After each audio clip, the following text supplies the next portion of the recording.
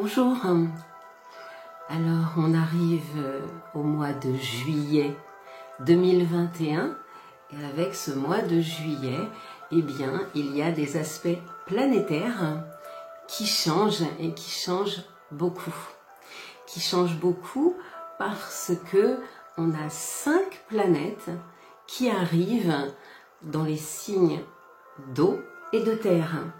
Alors évidemment, la période de juillet, c'est la période du cancer. Et oui, signe d'eau, signe hypersensible, signe qui ressent énormément de choses. Donc c'est un mois qui est très favorable pour le signe du cancer, mais pas que, puisque si vous suivez mes vidéos depuis un petit moment, je vous explique à chaque fois que lorsqu'on entre dans un mois qui est, par exemple, comme ce mois de juillet, le mois du cancer, eh bien c'est un mois également bénéfique pour ces deux copains, les signes d'eau, comme les poissons et comme les scorpions. Mais là aussi, pas que pour ces signes-là, puisque si nous avons 5 planètes en eau et en terre, ça veut dire que les autres vont être en air et en feu. Donc tout le monde va être servi dans un domaine ou dans un autre. Alors on va commencer.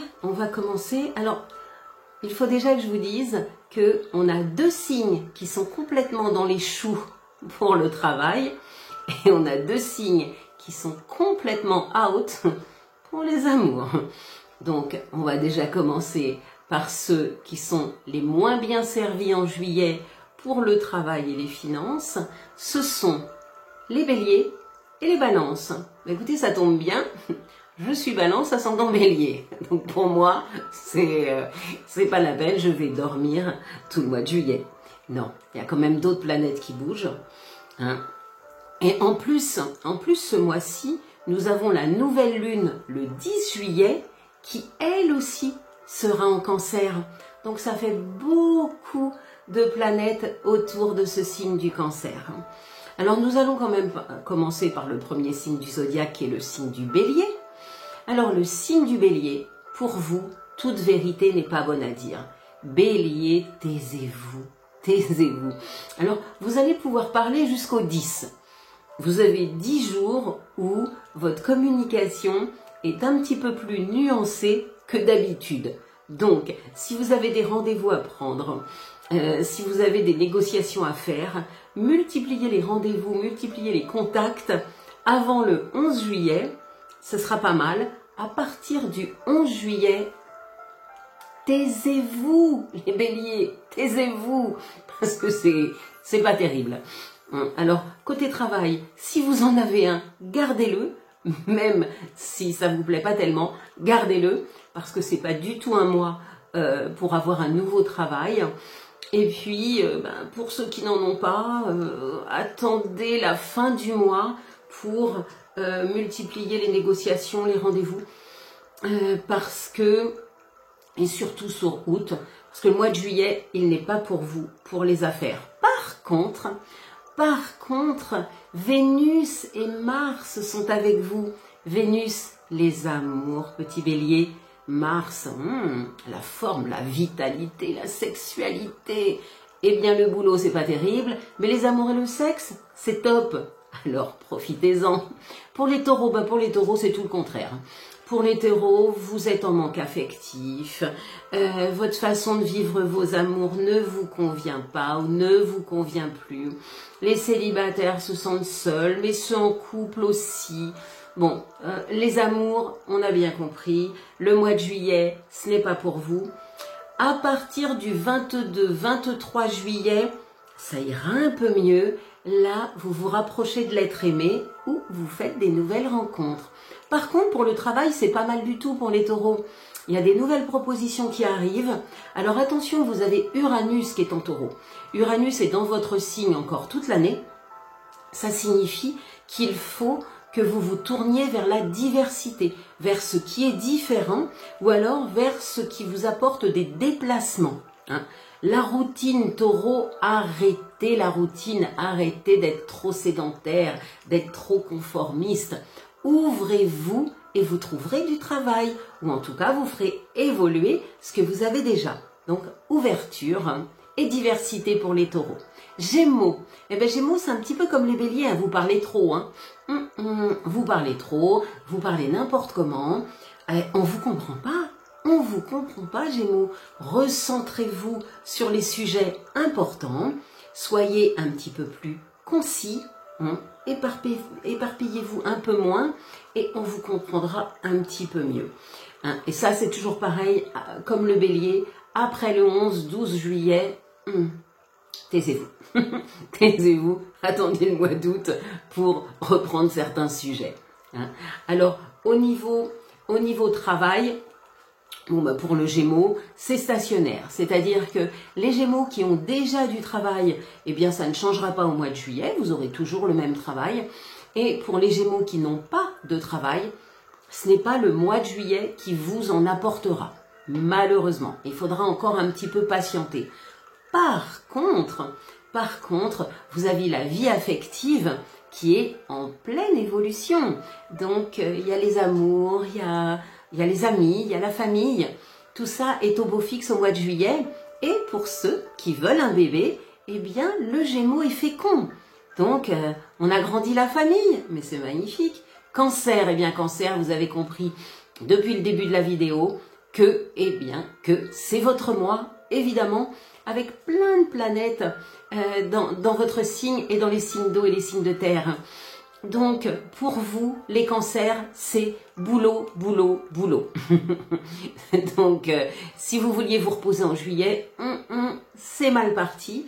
Je pense que vous aurez même un petit peu plus de travail que prévu et même peut-être certaines choses que vous n'aimez pas trop faire. Mais en même temps, l'argent rentre. C'est pas mal quand même. L'argent rentre. Et puis, si vous voulez changer de travail, eh bien, ce mois-ci, des nouvelles opportunités sont là.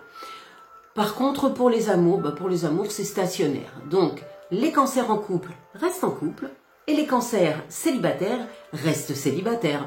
Eh bien, profitez de votre célibat, c'est pas si mal. Hein.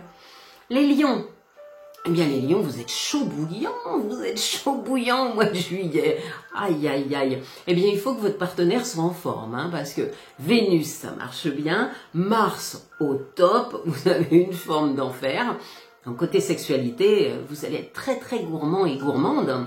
Et attention, ça va roucouler chaud dans les chaumières. Alors par contre, côté travail, il n'y aura rien de nouveau en juillet pour vous. Il faudra vous contenter de ce que vous avez. Vous avez la possibilité de faire évoluer les choses vers la fin du mois. Mais là aussi, tout comme le taureau, il va falloir que vous vous ouvriez à la nouveauté, au renouveau. Voilà, si vous voulez du changement, il va falloir que ce soit un grand changement pour que ça se concrétise. Mais ce sont surtout les amours, la sensualité, la sexualité qui sont au beau fixe pour les lions en ce mois de juillet. Alors maintenant, nous passons à la Vierge. Eh bien, la Vierge, c'est le travail et encore le travail. Et pour la Vierge, j'ai des nouvelles propositions. Alors, pas que le travail, tout ce qui est lié au contractuel est favorisé au mois de juillet. Donc, ça peut être contrat immobilier, ça peut contrat de travail évidemment. Tout ce qui est contractuel est favorisé, tout ce qui est administratif est favorisé également. Donc c'est du sérieux pour les vierges au mois de juillet. Hein. On ne rigole pas, on ne s'amuse pas au mois de juillet. Et puis pour ceux qui veulent changer de travail, pour ceux qui ont envie de renouveau professionnel, c'est également un bon mois, ce mois de juillet, pour vous apporter de nouvelles opportunités. Balance, eh bien Balance, je l'ai dit tout à l'heure. Pour vous, les balances, pas de boulot. Hein. Donc, prenez des vacances. Hein. Ah oui, si vous voulez, prenez des vacances parce que bon, ce sera pas le mois le plus chargé côté professionnel, ni dans les nouveaux projets. Ça va pas avancer des masses. Hein. Soyez patients. Et puis, eh bien, profitez de vos amours, de vos amis, de vos enfants, de votre famille, parce que c'est l'affectif qui vous entoure au mois de juillet. C'est l'affectif. Eh bien, profitez de ce climat chaleureux, et puis vous travaillerez un petit peu plus tard. D'ailleurs, vous aviez bien travaillé au mois de juin, donc reposez-vous un peu. Scorpion, ah bah Scorpion, c'est le contraire. Scorpion, très bien pour le travail, mais alors dans les choux côté affectif. Faut dire que vous n'êtes pas très doué, hein, côté communication, un peu brut de décoffrage. Adoucissez-vous, soyez plus cool, soyez plus démonstratif, soyez moins critique, et ça se passera mieux dans le domaine affectif. Souplesse, Scorpion. Par contre, business au top. Les finances augmentent et de nouveaux projets arrivent. Sagittaire, aïe aïe aïe, Sagittaire ça bouge. Hein. Les sportifs encore plus sportifs, les actifs encore plus actifs, les businessmen encore plus business. Donc là, c'est le mois de la rentabilité et multiplication des actions. Par contre, au niveau affectif, rien de grave, mais aucun changement. Donc là aussi, comme d'autres signes, les Sagittaires en couple restent en couple, les Sagittaires célibataires restent célibataires. Donc rien de nouveau. Par contre, business, les pépettes, ça rentre. Ça, le Sagittaire, vous aimez ça. Hein. Capricorne.